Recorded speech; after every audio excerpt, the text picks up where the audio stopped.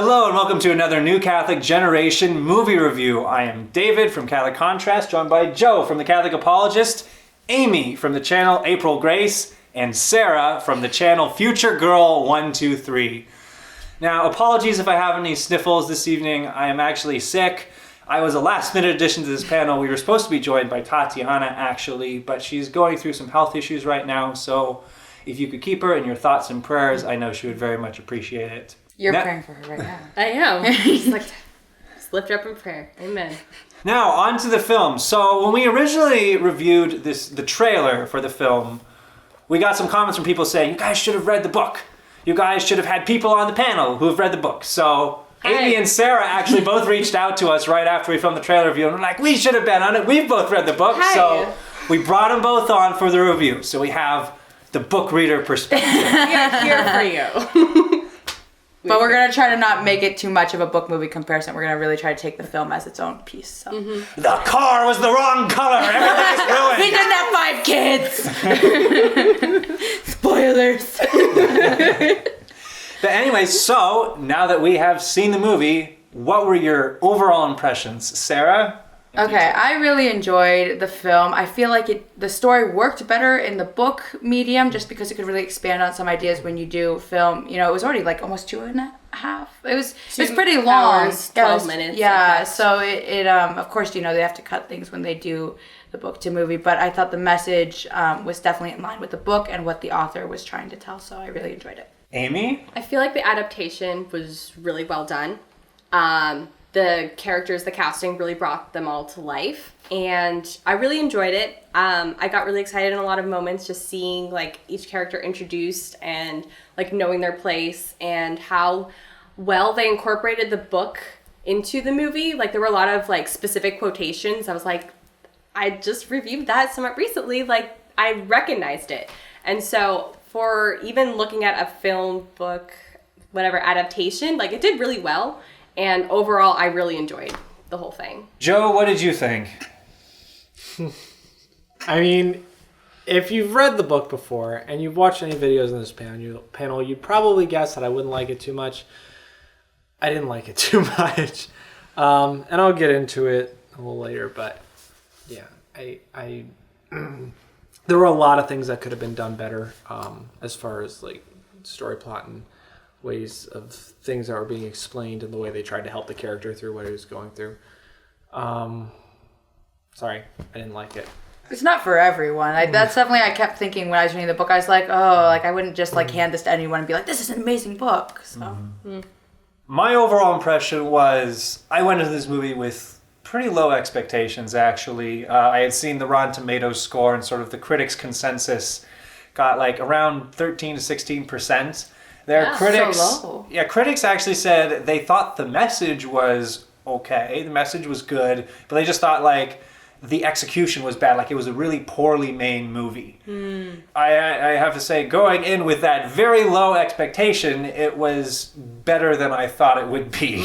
I was surprised at how dense it was. There's so many conversations that are happening throughout the movie where it's like, oh my gosh, to unpack all of the theological implications of what they're saying in the scene. We could spend an entire panel on each of these individual scenes. It was just boom, boom, boom. Yeah. So there was so much discussion that honestly, I feel like just as watching it as a movie, maybe I would have preferred it as a book because then I could like pause and then be like, all right, I'm going to look at these words, I'm going to highlight them maybe. With the movie, it's just, it's going from conversation to conversation. Overall, I thought it was a very interesting concept, and I certainly enjoyed watching how they approached it. I know, I was sort of in a whirlwind basically the whole time because I was like, this is too much to keep track of. So overall, I think though that it is a really great prompt for a lot of great discussion, and that I'm sure that we will have plenty of things to discuss now. So for those who don't know what the basic plot of it is, do either of the book readers want to give a brief summary? If you want to give Sure. So to kind of start out, the main character, his name is Mackenzie, Mac for short. And so what happens, to just kind of put it briefly, is Mac and his 3 youngest go on a camping trip. And in one scene, his son is drowning, so he goes to save his son. And in the process, in the commotion, his daughter is abducted, and they later find out she's killed.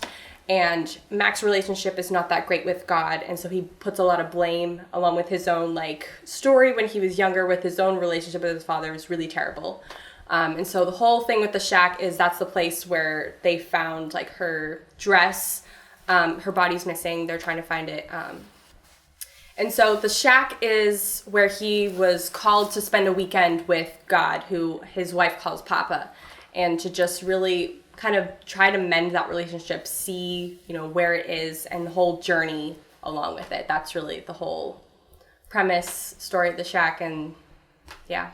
And healing and forgiveness, not only with God, but within himself. They kind of personified the great sadness, and I have a joke in my notes about it being Never Ending Story, where it's the nothing, it's the great sadness. In the book it's all caps, the great sadness, and they didn't really personify it that much in the film, but it's definitely this thing that consumes him, and so that's why God physically comes down to him, because he's consumed by this despair that he let his daughter die, which of course he didn't. So anyways. So perhaps the core thing that this movie does is show perhaps a personification or a person representation of the Trinity. What are Joe has a lot to say about this. Let's just turn I this see to you Joe. here looking at me. I was here it comes. Here it comes. I'm wondering, how to address this, because I know almost don't even know where to begin, because there's so many different Probably lines. shouldn't pull out our catechism and be there is a lot, and I mean, I do have to say that from what I understand, the writer of the book doesn't have a ton of experience in the theology sphere. With that in mind, I would have expected him to mess up a whole lot more than he did. But he didn't mess up that much, but he still messed up. So, but give him something. Give him something. Can I explain that part real quick? So to kind of explain how God was personified, it was personified in 3 persons. The father as an African-American woman played by Octavia Spencer, who they referred to as Papa, because that's how Mac's wife would always refer to him. And the son, Jesus, was personified as maybe an Arabic, Egyptian, Islamic... Middle Eastern, yeah. Middle Eastern man, so Jesus the son. And then the Spirit, the Holy Spirit was personified as maybe an Oriental woman. Her name was Sarayu, or Sarayu, It almost sounded like Siri to me when I was watching. She's not an iPhone. She's the Holy Although Spirit. God does listen to an iPod, I think, at one point, or at least he had the Apple earbuds. So it's is God endorsing Apple? They actually explain I know this, do you know this band? They're not even born yet, but they have soul, they got fire, whatever. It's you listen to this kind of music? But that wasn't addressed in the film. It was just kind of there, just a little thing. But yeah, so we have God in 3 persons, personified, in 3 different personalities, but whenever Mac asks so which one of you is God, and they all say at the same time, I am. That was my favorite part, honestly. That was my favorite part of it. Just he's just well, which one of you is God? And they're all just I am. I was that's actually perfect. That's theologically correct. That's that's absolutely correct. That was one of my favorite parts of the film. I did feel that there were several times. So even in the theology class I'm taking right now, we talk about how when you're portraying, when you're talking about theology, especially when you're talking about the Trinity, some things you can describe in pictures, you can draw it out. Sometimes it has to be in words. With the Trinity, it has to be in words, because the moment you try to draw a picture of it, you're going to be inaccurate in some way, because it's just they're 3, they're 3 divine hypostases, but they're also one God. Oh, one here's one person, but there are also 3 distinct persons. You can't accurately show the Trinity. That being said, I felt that sometimes the specific dialogue, the words that could actually describe it better, were sometimes off. For instance, at one point, Jesus refers to the Holy Spirit and says, "She is my spirit." That very much... That phrase, especially when you're talking about the relationship of the Trinity, you have to be extremely careful. And that was one of the worries I had coming into this film, and sure enough. But she is my spirit, that shows almost a separatedness in God that suggests leans more towards tritheism. And one of the things I did like that they did is when they had Christ's wounds on his hands, they also had it on Papa's hands to show the unity, how God is one person. I wasn't sure how I felt about that, because it was I liked it, but again, because it's one of those small details, like they are one person. Right, but those were made to Christ's physical flesh, and God the Father didn't take. So, I don't know, mixed feeling about it, because, I guess the emotion it was trying to get across is that God is sad when any one of God's creations suffers. Right, including Jesus. And this is kind of the thing I was just talking about, where showing it with the Trinity, you can't do as much as telling it. So, if they're trying to show that God is one in that situation, it doesn't exactly work, because that would be a moment where you're trying to say there's three distinct persons. It took the wrong way to do it that way. How did you feel about the line where Jesus says that he's the one that humanity can most relate to because he is the human out of the group? In his humanness, we can relate to him. And I think that was what was kind of meant by the phrase. Now, I guess you could interpret that as saying that, the other people of the Trinity might not be able to understand, but I can understand. If that's how you're interpreting, then I didn't get that when I watched it. But I mean, what I got more from it was just we as people sometimes have a hard time going to people that don't understand what we've been through. So I mean, that's kind of one of the really big positives with our Lord, is that he came and he became man and he suffered and he died. So we can definitely always go to that and look at that, and we don't have an excuse to say, oh, you can't relate. Well, no, I literally came and I suffered and I died. That's kind of what I picked up from it, so I didn't have a problem with it. Unless I interpreted it wrong, I don't know. But that one isn't so much as what I had of an hard issue time for with. you. Yeah, I didn't have a hard time with when that came in.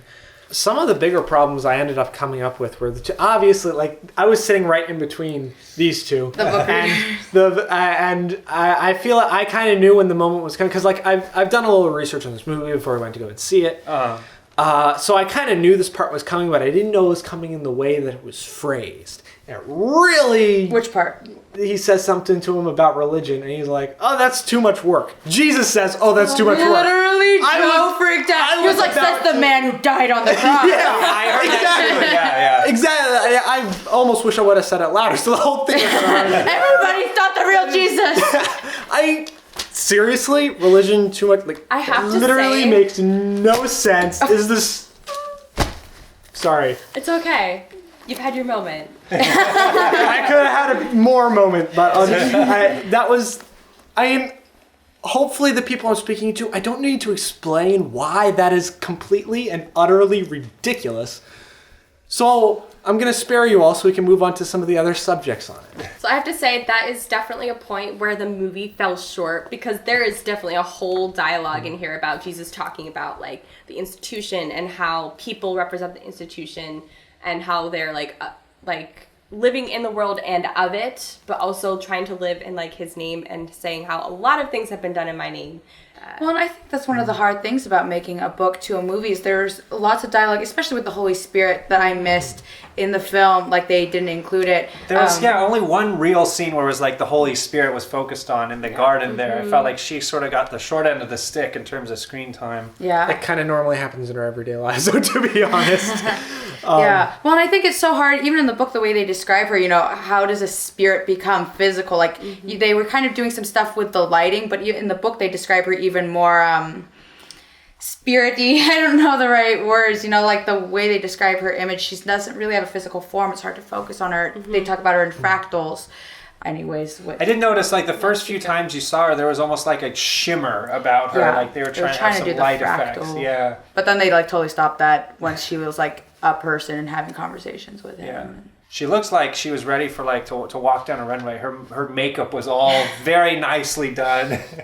Yeah, and there's actually a line from the book they cut out from the movie where Mac is talking to Jesus, and he's kind of just looking at him, and Jesus is like, what? And Mac's like, I thought you'd be more handsome, you're God, you're supposed to be perfect. He's like, it's the nose. He's like, this is a Jewish nose. He's like, I'm human. And I don't know, talking about Jesus' humanity, I actually wrote a note about how I didn't know how to feel about Jesus in jeans, because some people are so comfortable with being That's like, right. Jesus is just like us. If he came now, he'd wear jeans. And that's not how I pictured Jesus. And so to have Jesus just like working in the carpentry in his jeans and walking on water in 2017, like it just, I don't know. I didn't connect to it that Well, that's much, actually, but- that's a really interesting aspect, because they do make light of that sort of thing of how do you picture God or Jesus, with the line where the main character is talking to Papa and he says, I always picture you with a long white beard. And she says, I think you're thinking of Santa, which I think got the biggest laugh out of everyone in the theater. It was kind of funny. But that is one of the other points that I had issues. Right. I had issue with. I mentioned it in the trailer review we did. And that was one of the most controversial things you said, too. So perhaps it's something worth exploring more. So Papa is portrayed as a woman for most of the movie. And the reason given is that she is the same actress who plays the kind neighbor that lives next door when he's a kid, and he gets beaten by his dad and sort of has a terrible home life. She's the one who's inviting him over for the slice of pie or dessert and comforting him. And she also says a line where she says, I don't think you'd be, forget exactly how she says it, but she's like, you don't need a father right now, because he still has a big issue with his father at that point. Oh yeah, There's actually a line in the book. Okay. I wrote it up. It said, she said, like, I'm neither male nor female, even though both genders are derived from my nature. If I choose to appear to you as a man or a woman, it's because I love you. For me to appear to you as a woman and suggest you call me Papa is to simply mix metaphors to keep you from falling so easily back on your religious conditioning. And kind of going back to, like, you know, because he brought up, like, I thought you'd be like a man. It's just like, well, Religion but Vibe also- Part 1. But also, like, she said, like, I don't think you're ready for a father figure in your life right now, since knowing that he has such a tumultuous relationship with his father since he was, you know, he beat his mother and was drinking and also beat him and such. And so he wasn't ready to see God as a father, because his relationship with his father is what he was basing his relationship with God to be. And this is where I disagree with the author and don't think that reasoning is good. First off, let's start by looking at this. The most recent thing, the most traumatizing thing that's happened in his life is his daughter's death in that shack. And where does God bring him, you know, first right off the bat? The shack. That's, you know, first off, like, if anything, he wouldn't be ready. If going under that same log, he should have been even less ready to go to that shack again. Second off, what he needed to be shown was what a good father was. You know, in the Catholic Church, only men are allowed to be priests. If there's a mass with a bunch of people that are in there that decide that, you know, they've had hard lives too, we're not going to just say, well, let's like try to ordain women priests because some people have a hard time like with fatherhood. No, you need a good example of what a father is. You can't just like, I want to be a little bit sympathetic to it because like it's somewhat understandable.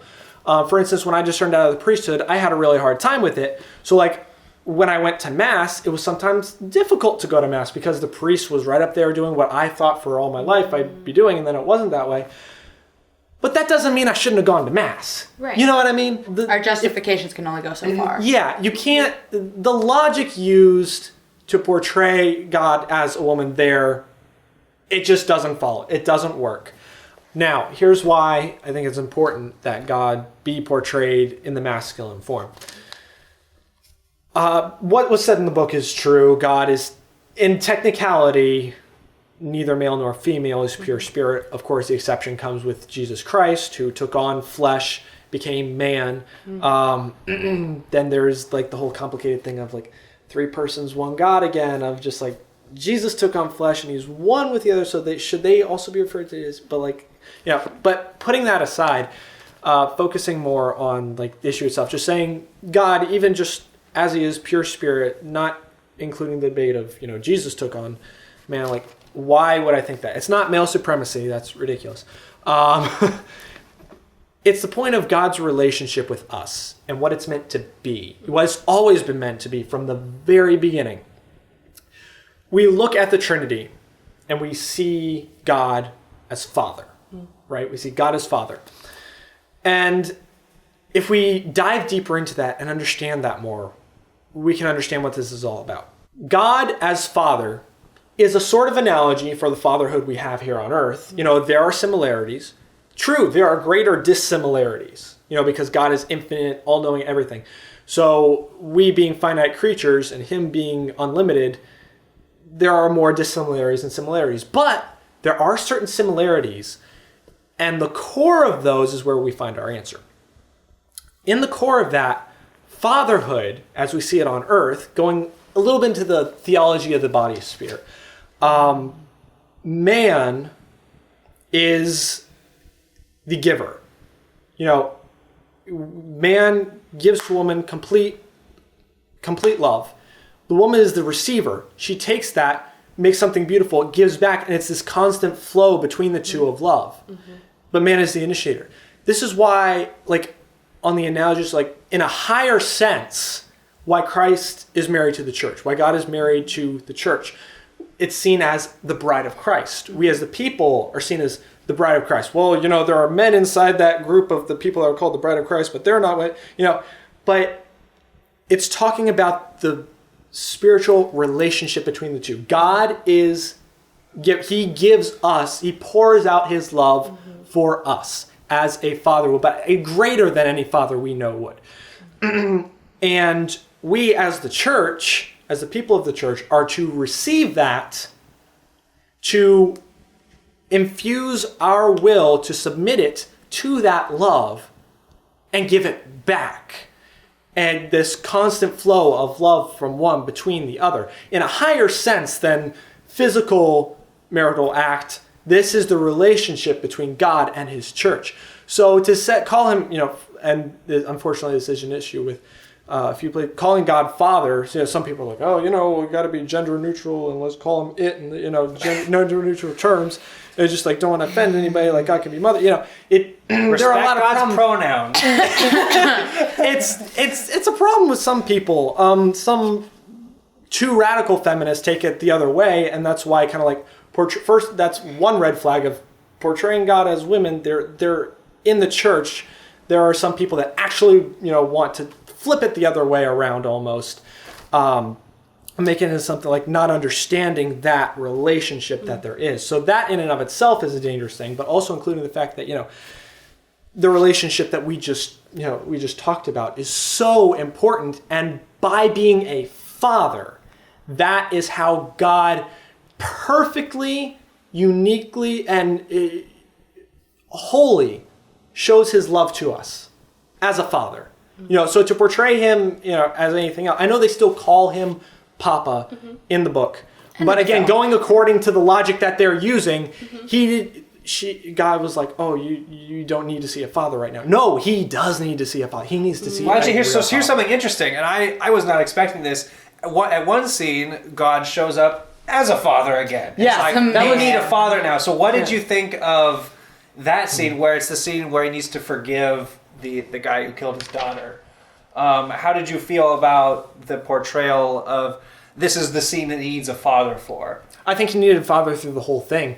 But I think that kind of shows like what's wrong in our culture a little bit, because a lot of this movie was very emotional. So they wanted to have the feminine version showing the emotion. And that's what our society thinks of a lot of time. If a guy shows emotion, then a lot of times we're like, oh, are you gay? Well, no, that's ridiculous. Guys can show emotion and should, to a certain respect, to be able to like, to be truly masculine is to, you know, to show emotion. Obviously to do it in a different way because both sexes are unique.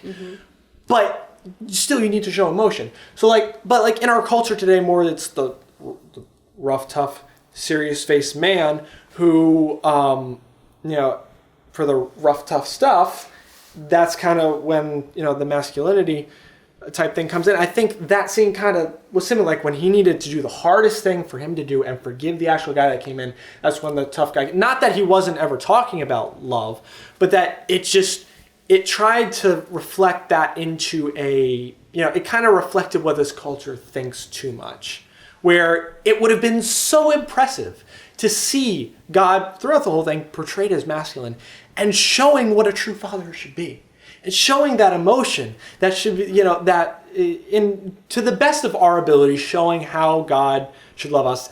Naturally, it's not going to be perfect because we're human and we're not going to make it perfect. But it could have shown so much more that, and how as men we should show emotion and live life to the fullest and not just be like all rough and tough. Well, and I think it's so important. I know you have something you want to say. But like this film and this book, they're Christian, and as Catholics watching it, you know, like there are definitely Christian, I don't want to say whole Christian churches, but there are Christian sects where they think that God can be a woman and is a woman. And so I don't think that this author necessarily is saying that God's a woman all the time. Oh, right. Right. But I think it's definitely important to remember, like, as Catholics, we're going in with this in a certain view. And it did bug me while reading it, because I was like, I'm Catholic and this is what the church teaches, but other Christians, you know, believe other things, or they explain, like when Jesus is like, oh, I'm not a Christian. And I'm like, you're not a Christian because you are Christ. Like it was just a weird discrepancy. But you have a thought about... I do. Joe's thoughts. So the whole looking at Papa showing himself as a woman, it's kind of like God will reveal himself to us in the way that we will best receive him. And I think I kind of hinted to this already, but even looking at, you know, he wasn't ready for a father figure, and like, you know, I totally understand what you're saying, how maybe he just needed the right, you know, kind of father, the best father that he could be, and that is God the Father, to show him what it means to be a true father. But sometimes, like as you said at the end, like his perception of God the Father changes. Like Papa changes the way that he manifests to Mac, and that's, I think, because Mac is more comfortable with the idea of God the Father being a masculine figure to him. And so in the beginning, you know, as women are more nurturing and tend to, you know, be more sensitive and such, that's the kind of approach he needed of God in the beginning. To start his healing journey, because he was so consumed with his sadness that if God, from what I understand in this book, if God is coming in as a man, I think Mac would have just written him off, because he had his father abused him. Like if you had such a terrible relationship with your father and then God comes down as your father, like he wouldn't have listened. He would have just left that shack. And I don't know, I think that it could have done him a lot of good to meet the perfect father, like the actual father who loved him unconditionally, would never hurt him on purpose. But that's not what the author and the film chose to do. And at the same time, for Papa to appear as a woman, does that mean that she, as God the Father, if we're looking at her as God the Father, who she is, she's still father, just in a different form. But see, that doesn't make sense. It doesn't make sense, because the masculine and the feminine portray almost analogously in the spiritual life, but really portray what needs to be done in both ways. I don't think that if there would have been a father there, that he would have been completely turned off by that. First off, for a while he was still completely turned off when she was a woman, because another point we'll get into later, God was not answering the question, and that part of the script could have been taken so much better to help him in what he was doing. It was like the whole the healing process, so much of it was based too much on the emotional side of things. I agree with that. And the most important part about this is, even though God is not, you know, technically male or female, like the masculinity, even though it isn't in essence who he is, it accurately portrays who he is. It gives a vision of who he is. So God isn't going to hide who he is because I think it's going to hurt us. He's going to show more of who he is so it can heal us. Which I think is why he chose the shack in the first place. Well, yeah, I don't necessarily have a problem with the shack, but if you're going with that same logic, you can't portray God as a woman. I see. I have one point that's like a burning point that I want to talk about that bothered me in the film. Yeah. So it is also in the book that he has reconciliation with his father. His father has abused him, and then through this time with God and this time of healing, he reconciles with his father. And what bothered me is how quickly it happened.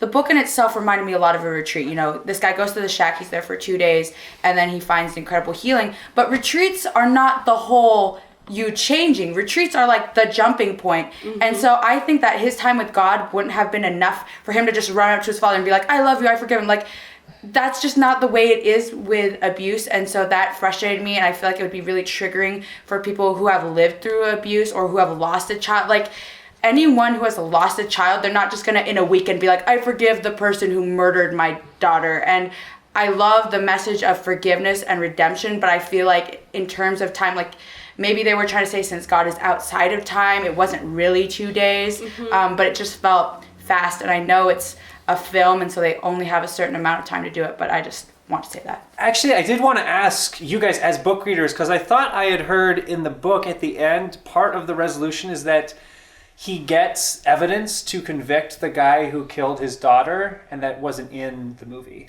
Was it in the book? Well, in the book, they find the body. They go back to find the body. Because that part was actually real, like, even though it was even all in the his movie, head. it was portrayed as part of the dreamlike weekend. Yeah, Right, so they yeah. find the body and they're able to put the guy in jail, which I was really glad they talked about, because even though this is a fictional story, talking about kidnappings and serial killers, like, that is very real, and God does demand justice even within the systems of this world, so... Yeah, and that's actually an interesting sort of what the question the movie gets really at the heart at is the problem of evil, really, and it uses a very poignant example where our main character is really angry at God many times and is saying, like, why did you allow this girl to die? How is that good? How is that just? How did you feel that the book and the movie addressed that question? How did you feel about their approach to it? Well, I guess to even kind of go back a little bit, the movie was really good about quotations from the book, and one of the ones that they used in the movie that was from the book was like, God, I don't punish. Sin is its own punishment, kind of thing, which is not an exact quote, but it's basically that line is there. And I thought that was a really great way to address it, because, you know, there's the whole question of, like, God, are you a wrathful God? And the whole part in the Bible, how God is a wrathful, vengeful God. But in terms of addressing, like, evil and, like, the presence of evil, and, you know, God is not the one who perpetuates evil, nor does he, like, not feel, you know, that it's a terrible thing, and it's not that God doesn't grieve with that, and not that it doesn't break God's heart to see his children sin and hurt one another in that. I think another thing that was, like, on my mind and that might have been addressed, and it's been a little bit since I've read the whole thing.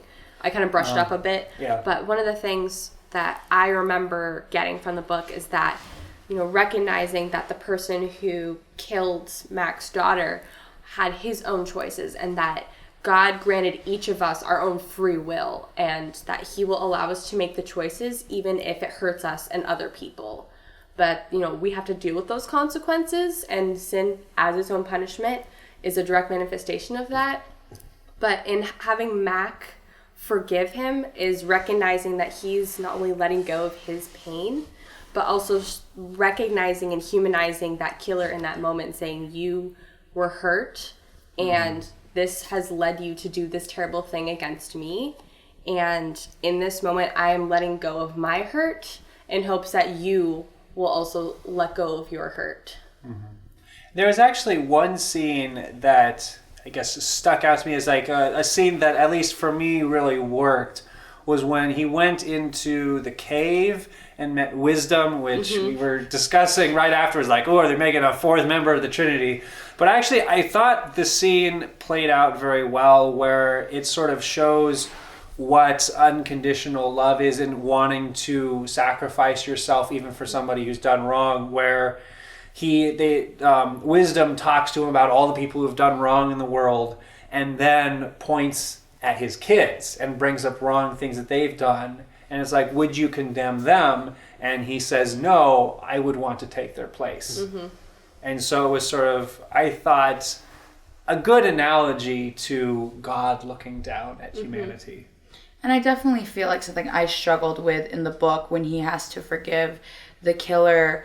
Do evil people deserve redemption? Like, as Catholic, pro-life people, like, all people are people and deserve to be in union with God, even evil people. And so then that brings up the whole afterlife discussion. But then actually, one of the points that was in the book was talking about how people who do evil things always perceive it as a good. No one is really truly evil, pursues evil for the purpose of evil. They always, more often than not, They have think, a skewed perception. this is what is good. I'm doing this because it's good. This is a means to an end that is good. This is the path that I take towards this good, but being skewed and, Yeah, because sometimes it's just to- completely for pleasure or just insane pleasure, just like with the murderer and killer in this thing. And he's just like, if he truly thought it was bad, like, he might have thought it's kind of like the object is kind of bad in a sense, but his intention and the object he was trying to get out of it was greater than,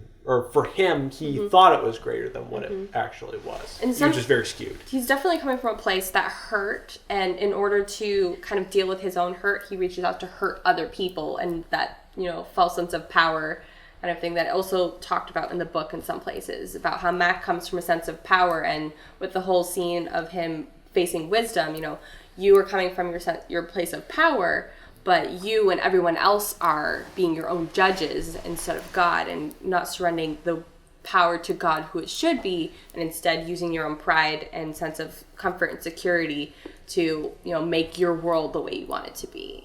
Well, and free will is another big thing talked about in the film, and how we all have the choice to love God or to turn away. And it's just, free will in itself, I feel like, is very complicated, because God gave us free will because he loves us, and yet because of free will, so much bad stuff comes out of free will, because God isn't just going to be like, well, you will obey me. Like, we have to choose to do good. See, and I think that's where the message especially fell short. And one thing I was very disappointed in when watching the film was how they kept missing when the main character and God are trying to have this conversation about forgiveness, or why would God allow this to happen.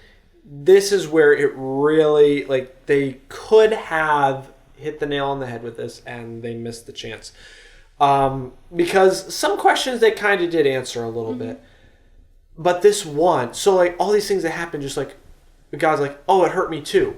Well, then why didn't you prevent it? You're just like, oh, you want a life without, you want a life without suffering. You can't have that. Well, why not?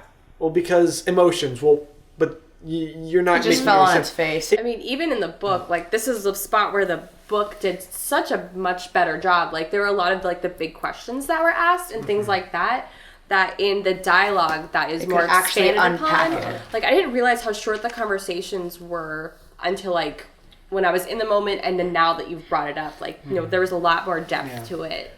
Oh, here it is. There's exact quote. Evil can always find a way to get in. And that quote, like, that was, like, specifically, like, well, I can't remember which person of the Trinity said it, but evil can always find a way in. So basically, if you were going according to that logic of, oh, why does God allow these things to happen? Basically saying that, oh, no matter how hard God tries, evil's gonna get in somehow. No, that's not how it works. There's the element of free will that God has to give us the ability to choose him, or it's not actual love. You could have expanded on that so much and been able to drive that point home, but instead it leaned on the emotional side to try to do this. And just like, I have not been through the exact situation as this person in the movie. Right. I have lost a lot of people, though. Whether through death, family and friends, or other means, I have lost a lot of people. And maybe for the first few times at least, maybe some kind of emotional support helps. But after a while, the emotions don't help. The emotions are not there for you. They come and they go, and you can feel completely empty, and you might not be able to even hear God's voice. You know he's there, you believe that he's there, but you can't hear his voice. The emotions don't come through for you. And that's when you have to rely on the truth of Christ. That's when you have to rely on him, even when you can't feel him, when you can't hear him. When you feel absolute darkness and emptiness inside, you have to rely on him, whether you feel it or not. So coming from, understanding that standpoint so much from what I've been through, you have to focus on the truth that God loves you when you can't feel it and when you are in your darkest moment. That is when the truth comes forth for you. I know a lot of people are just kind of like, you're such a goody two-shoes. You focus on like the truth thing so much and not the feelings aspect. No, it's not that. It's a matter of both, because both are beautiful and both are important. And if you neglect one, you are neglecting the other. So if you are neglecting the truth, which this movie did in several areas that we didn't even get to, neglect the truth in so many areas, then you neglect love, you neglect like the good things, because you're kind of promoting the emotions, but then with no truth behind it to back it up.